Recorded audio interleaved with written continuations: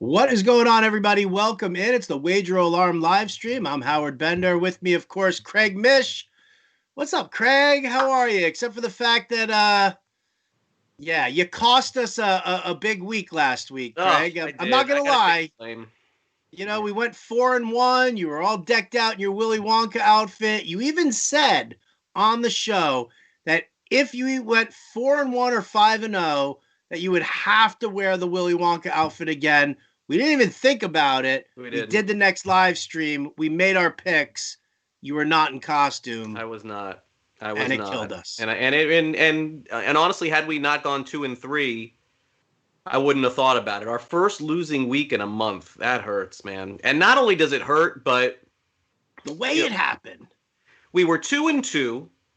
For those of you who are paying attention at home, in the Westgate Super Contest, Howard and I pick the games every week. We were 2-2, coming off a 4-1 week. We're above 50% again for the season, and the games did not go our way. And truthfully speaking, if I had to go back and change anything, I don't know that I would have.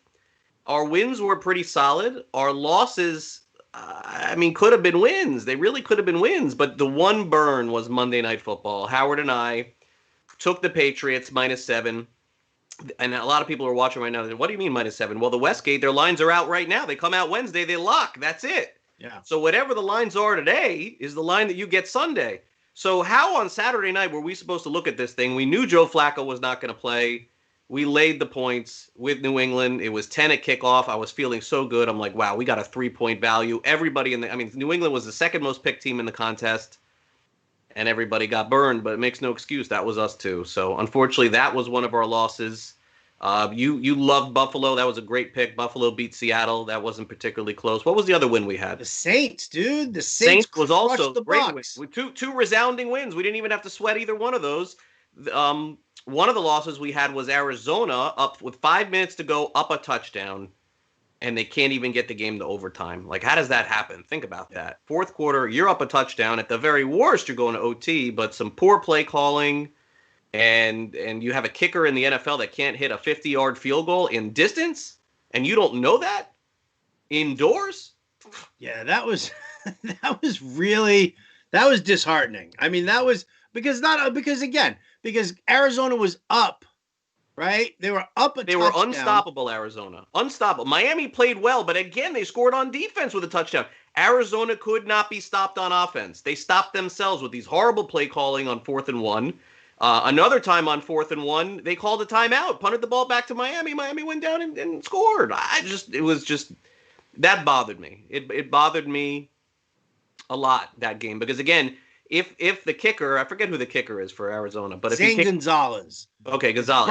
Burned into my brain. Arizona wins the toss. They score a touchdown. We cover. I was like, oh, this isn't so bad. Arizona will get the ball and, we'll win that way. But no, it was a tough week. It was a tough week. But look, not an 0-5 or 1-4. People are like, what are you complaining? 2-3 one week. I know. But every week is a different one, and hopefully this week we'll get back at it and get above 500. Yeah. Well, I noticed you're not wearing your Willy Wonka outfit. I will Saturday. I will find sort of unnerves me a little bit, but let's talk about some of the lines here. To start, we'll start off with the Thursday night game.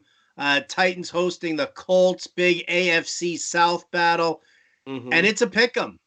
And because of all the COVID news that we're hearing right now, what COVID news? Please inform me, because I've been. Oh my God, are you kidding me? Steelers, Big Ben's still on the COVID list right now. Yeah. With contact tracing. So you've got like 5 Steelers. You've got like 5 or 6 Bengals also. Oh, Bengals too? Great. Yep. We're dealing with we'll be waiting until Saturday to probably make these picks. But yeah, starting off with Thursday night, wow, Titans are just pick 'em at home, and that's it, huh? I mean, I would certainly think the Titans should be able to beat the Colts. I'm not a Colts fan. We've been getting screwed going against the Titans. Yeah, last 2 weeks. Well, we're not going to take the game anyway, but I guess for a lean, it's a strange line. Like, why isn't Tennessee -1 or -2 in this game? I mean, Indianapolis is not that good, so I don't know. Fishy line. All right. Well, then we'll skip that. Forget that. I'll lean Titans as well. Let's look at a couple of the early games to start it off here. Bengals at Steelers in the COVID Bonanza game. That's a +7. Yeah. You got the Lions hosting the Redskins. Mm-hmm. That's at +4 for the Redskins. You Football got the team. Browns. Football What's team. that? Washington football team. Did I call them the Redskins? Twice. Craig, take over, please. All right. Okay, so let's start with Washington, Cincinnati. I just go with the cities. It's much easier, Howard. Washington, Cincinnati, and the Detroit, Washington. Okay, so here's my thoughts on Pittsburgh, Cincinnati. Clearly, we're not going to have anything now. We're going to wait and see what happens here. It feels like in this game, I mean, we finally lost with Pittsburgh last week. First time we've lost all year covering against the spread. It feels like they're dragging Pittsburgh you last week. What are you talking about? Oh, we didn't take Pittsburgh, right? We didn't go to or from Pittsburgh. I thought we took Pittsburgh minus the points. No, in that game. No. Okay. Well, initially we didn't we? And then we took them out. Time you out here. All right, you take a timeout. All right, we won with the Bills and the Saints. Right. We lost with the Bears against the Titans. Bears, that was the one. Bears, Titans. We lost with the Cardinals and we lost with the Patriots. Hey, Bears could have covered that game too. By the way, that was not insurmountable. Anyway, okay, Pittsburgh. So maybe we should go back to Pittsburgh. I'll tell you why.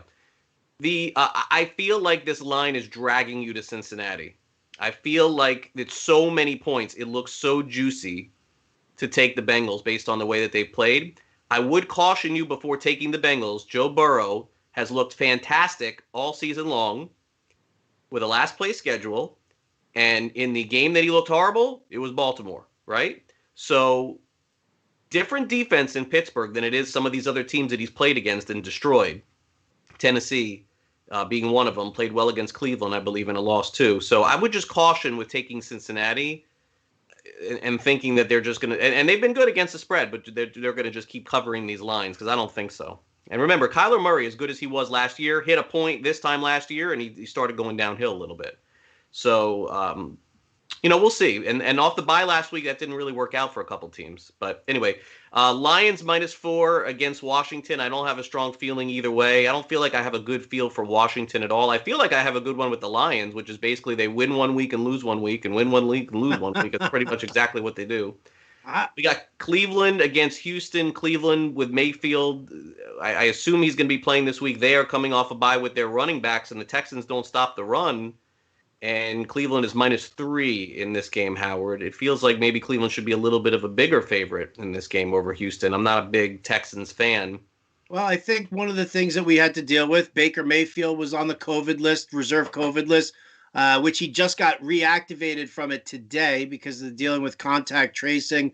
They're still, I think, waiting for Nick Chubb. Listen, the thing about the Browns is the Browns have not looked like the team that we saw that we were taking in games week 2, week 3, week 4, because Nick Chubb is the basis of their ground game, and Kareem Hunt is just not the bruising back that Nick Chubb is. I think if practices go well for Nick Chubb over the next couple of days here, I will happily lean the Browns and lay the 3. Yeah, I think so too. And Houston's not really playing for anything at this point. So, Green Bay takes on Jacksonville.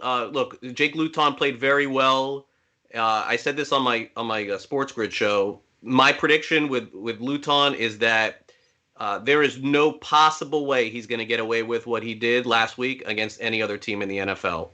I mean, he was throwing the ball up constantly, and a few picks were missed, and I mean, it could, for me, this isn't, I would not take, I know they came back and I know they covered that game against Houston, but I'm not saying I would take Green Bay, but I do not think that Jacksonville is a live dog. I think he's going to go the other way.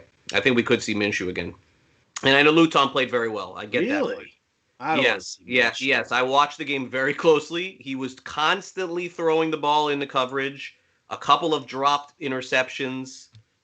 I would be worried for like a massive drop for Jake Luton. Now he may be good in the long run, but I don't want any part of Jacksonville this week. Well, I don't want any part of Jacksonville either, especially with the way that the Packers have been playing, because they're getting Aaron Jones back. Devontae Adams looks unstoppable. Aaron Rodgers looks absolutely fantastic. Yeah.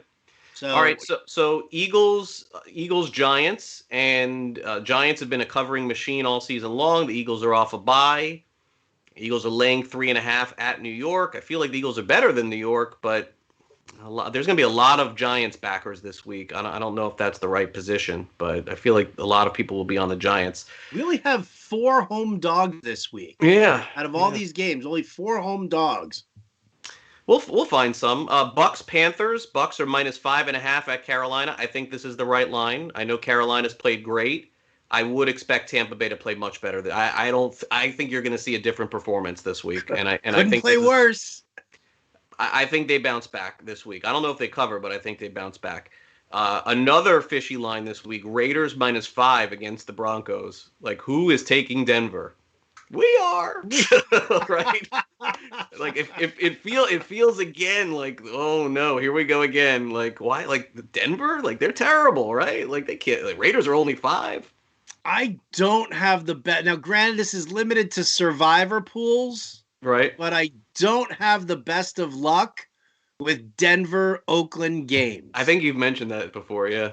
By the way, here's something to consider before this game and betting on this game. When was the last time the Raiders were a 5-point favorite over anyone? Who knows? Over anyone in the NFL. I'll bet you Kenny Stabler was there.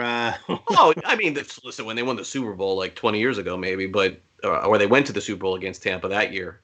But yeah, I mean, if the Raiders laying 5 in an NFL game, yeah. Cardinals crushed us last week. They get the Bills. They're -1.5.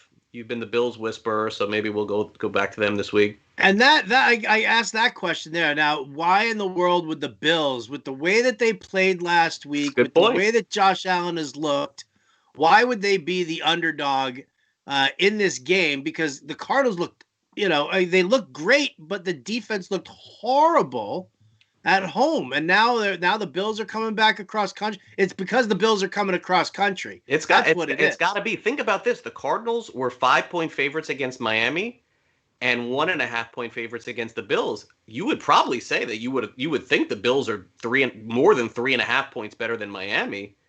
So it is strange. I agree. This feels like a pick'em game to me, but it feels like a trap is what it does. It feels like everybody's a lot of traps this week. I feel like all of a sudden, all the bookies in the world are going to own Bills Mafia after this week. A lot of traps. Rams, Seahawks. I don't have a good feel for this one. I could go either way. Saints -9 at home against the 49ers. I definitely am not taking the Saints. It's only a matter if we want to do the 49ers here. We've learned our lesson. The Saints are not covering big lines. It's just a matter if we feel strong enough to take the 49ers. I really don't. All right, so we'll pass that. Ravens -7 at New England. Oof, I don't know. Another tough one there. 7-point home dog in New England. Baltimore hasn't played that great, honestly. Even with those wins, it's a big line. The offense looked terrible. And the Dolphins only -2. Oh, boy, that's the number 1 pick game in the contest right there, right? And everyone's going to take Miami this week. The Chargers are going to win, for sure. We're taking the Chargers. We're taking the Chargers this week. There's no doubt. Monday night, Vikings, Bears. Vikings are -2.5 at Chicago. Okay. All right. Wow. Taking the Bears. Taking the Bears. We're taking the Bears. The last 2 Monday night dogs came in. Last 2 Monday night dogs came in, and listen, as much as I love Dalvin Cook and the running game there for Minnesota, you're going to see the Bears sell out a little. They're going to sell out to make sure that the Lions had 10 guys on defense. What do they expect? It's embarrassing. I'm digging on that. So we have 1, 2, let's see, 3, 4, only 4 lines of a touchdown or more. So there are some relatively close lines this week of under a touchdown. We've got a 2, 2 1.5s, a 3.5, a 3, a 4, and a pick'em. So yeah, I mean that's why when you look at the games this week and you look at the board, you're like, oh, it's going to be a little tough. It's not that easy. So for me, I think that if Mayfield plays, I think I would be in with the Browns on you on that one. I think that is pretty solid. They're coming off a bye. Houston's not really playing for anything at this point. Has Houston really played well in any football game this year? Like, have they had a resounding win in any game that they played? No. Any? They haven't. And listen, I think that what we're going to see in this game is very much what happens when everybody plays Houston. They're going to run the football heavily. They're going to control the clock early on in the first half. You're not going to see anything out of Deshaun Watson and his wide receiving core. The Browns are going to end up going up by 3 scores. And then all of a sudden, Deshaun Watson's going to be like, oh, yeah, all right, let me play some football now. And he's going to end up, bringing them back by a couple of, with a couple of touchdowns. Can they get it back between, within 3, though? I don't think so, man, because I think, one of the things that we've talked about, when Cleveland has the lead, what do they need to do? They need to run the ball and kill the clock. And with Chubb, if he's there, then that's what they're going to end up with. Yeah, Mayfield, you said, is at practice now? Yes, he was reinstated, and he's at practice today. Yeah, I guess, and again, by Sunday or Saturday, I could change my mind, but definitely Browns is interesting to me. Mm-hmm. I got to be honest, I think Broncos is interesting to me. I do. I think. Oh, dude, I'll do the dirty picks with Broncos, Chargers, I think the Broncos Bears. is a horrible-looking pick, but it's not about them. It's about the Raiders. I don't think this line should be 3, 3.5, 4. The Raiders are not that much better than the Broncos. And this game's got a high total, too. This game is 50s? 51. 51 right now. That's not bad. That's going to go over that. Yeah, the thing with Denver that bothers me is I just don't know why their second halves aren't their first halves. I guess they just wait to go down big. I mean, it just seems like that's their plan. Yeah, I won't take the Chargers. I won't take Miami either, but I won't take the Chargers. I just won't do it. I won't do it. Oh well. Yeah, I mean, maybe I can convince you. I don't want to take a game that they blow, and we've had them in the past. We've avoided them this year. I don't want to go down that road with them. So Cleveland a lean right now. Denver plus the points a lean, and I wonder. Let me grab a current line here on that Denver. I want to see where it's headed on that one. The Denver game right now is Cleveland's minus 3.5. Yep. Cleveland's minus 3.5. It's jockeying. It looks like between 5.5, 5. So Raiders probably. It's not going to go down. So Raiders will probably be 5, I would say, on Saturday or 5.5. But I don't think it'll be more than that. I think that. Look, we were here at this point last year, and I was a believer in the Raiders. They were 5-4. They had just beat the Colts, I think, at Indianapolis. And then they just completely fell apart. I think they got a shot for the playoffs. They play Miami, Las Vegas. They play Miami week 16. I think that's going to determine that playoff spot. They play against each other Saturday night. I think they're going to move the game to that. So that's a good one. Dolphins are up to 2.5 right now. 49ers plus 9. It's about the same. Vikings. There hasn't really been a lot of movement. Vikings up to 3. So we're not getting as much value if we go that route. Bucks are the same. Eagles still minus 3.5. Packers are down to 13. So some Jacksonville support, and that's about it. Colts are now minus 1. Wow, Colts are minus 1 at Indianapolis or at Tennessee. Makes you think about that game. It really makes you think that the Colts. I guess the Colts are supposed to win. They're supposed to go to Tennessee and win. You can't make this line that if not. So weird line. Indeed. There are a lot of weird lines. Why do you think they're favored in this? Well, what gives the Colts the edge? The defense? Their defense is good. I mean, I guess it's their defense. Listen, Roger Saffold, the left tackle for the Titans, he went down, and that definitely affects the running game. Derrick Henry has not been supposedly the calendar flips to November. Derrick Henry starts to light it up. I think he totaled out 67 yards this past week. Yeah. Losing Saffold on that offensive line is probably a contributor to it. And Taylor Lewan, he's out. Is he out right now? I don't think Lewan is out. No. Thought he was hurt.